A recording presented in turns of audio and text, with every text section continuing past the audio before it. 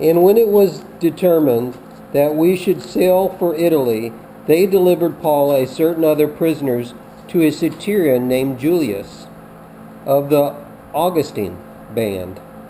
And embarking in a ship of Adramyttium, which was about to sail unto the place of the coast of Asia, we put to sea Augustus, a Macedonian of Thessalian, being with us, and the next day we touched at Sidon, and Julius treated Paul kindly, and gave him leave to go unto his friends and refresh himself.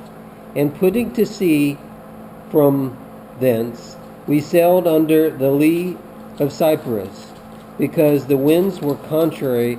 And when we had sailed across the sea, which was of Caesarea Philippi, we came to Myra, a city of Lycia. And there a centurion found a ship of Alexandria sailing for Italy, and he put us therein. And when we had sailed slowly many days, and were come with different difficulties over against Sidus,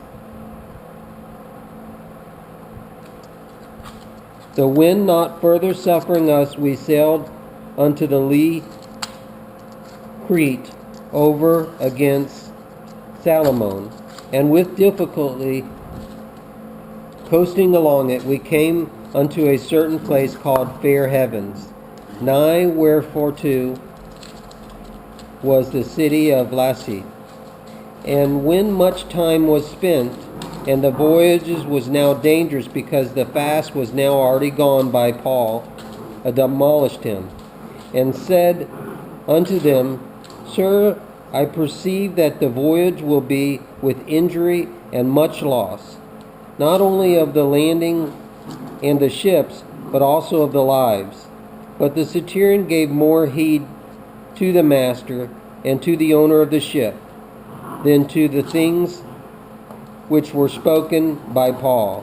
And because the haven was not commodious to winter in, the more part advised to put to sea for thence, if by any means they could reach Phoenix and winter there, which is a haven of Crete, looking northeast and southeast. And when the south wind blew softly, supposing that they had obtained their purpose, they weighed anchor and sailed along Crete, close inshore. But after no long time there, beat down from its temperature and wind, which is called Irkilo, and when the ship was caught and could not face the winds, we gave way to it, and were driven and running under the lee of a small island called Conda, where we were able with difficulty to secure the boat.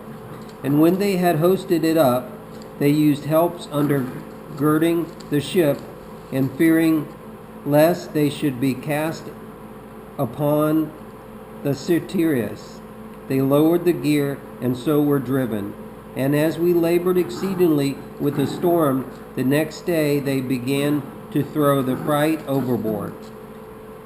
And on the third day they cast out their own hands the tackling of the ship. And when neither sun nor stars shone upon us for many days, and no small tempest lay on us, all hope that we should be saved was now taken away.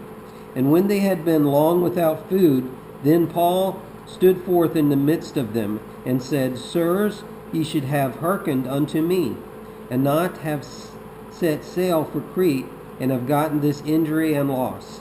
And now I exhort you to be of good cheer, for there shall be no loss of life among you, but only the ship.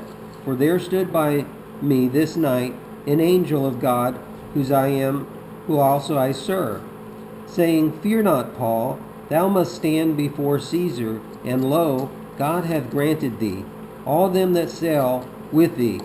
Wherefore, sirs, be of good cheer, for I believe God, that it shall be even so as it has been spoken unto me.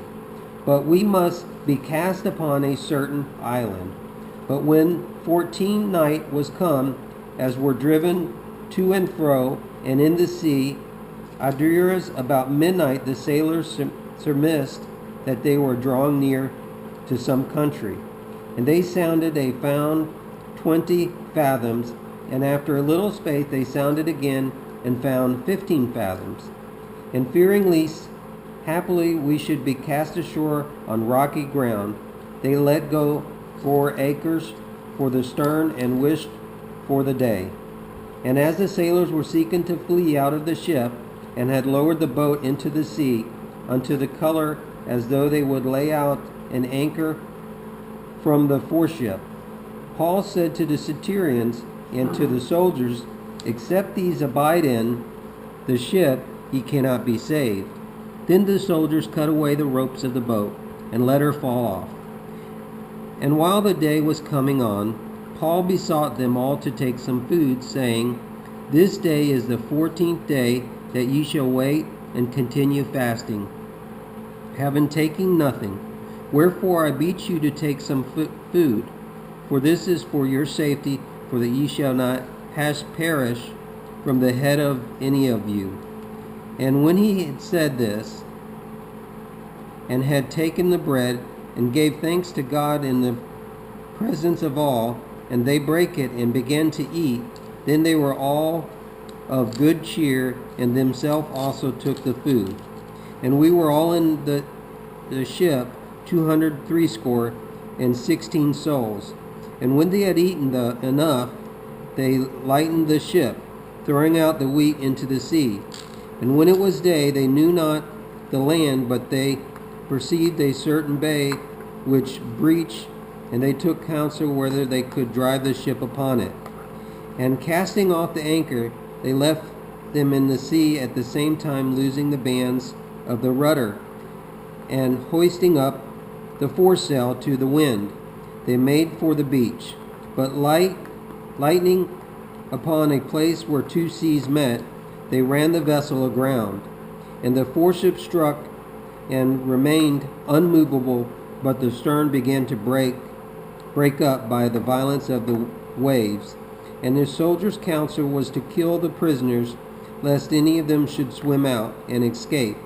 But the centurions, desiring to save Paul, stayed them from their purpose, and commanded that they who could swim should cast themselves overboard and go first to the land, and the rest, some on planks and some on other things from the ship.